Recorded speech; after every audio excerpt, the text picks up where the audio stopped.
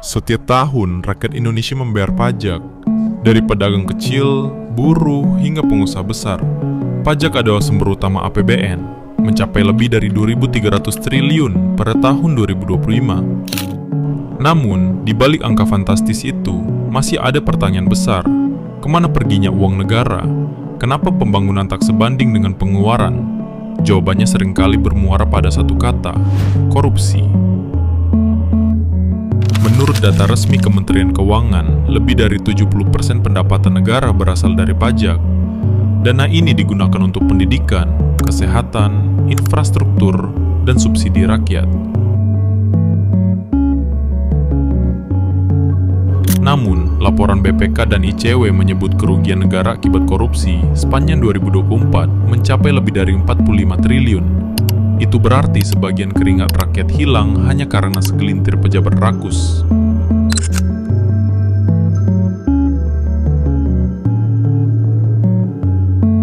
Korupsi bukan hanya teori. Dalam beberapa tahun terakhir, kasus besar terus terbongkar. Dari korupsi bansos, proyek infrastruktur, hingga suap pejabat tinggi. Semua itu membuktikan uang yang seharusnya sampai ke rakyat justru mampir ke kantong pribadi. Ironisnya, beberapa kasus berakhir dengan hukuman ringan, menambah frustrasi publik.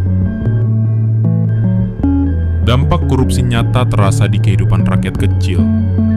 Dana sekolah yang dikorupsi berarti anak-anak belajar di ruang kelas yang bocor. Dana kesehatan yang bocor berarti pasien menunggu di rumah sakit tanpa fasilitas memadai. Uang infrastruktur yang dikorupsi berarti jalan tetap rusak, jembatan tak pernah selesai, listrik dan air bersih tak pernah merata. Rakyat membayar pajak, tapi hasilnya raib sebelum sampai ke mereka.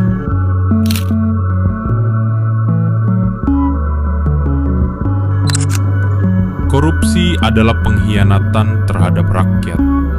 Ia bukan sekadar kejahatan keuangan, tetapi kejahatan kemanusiaan.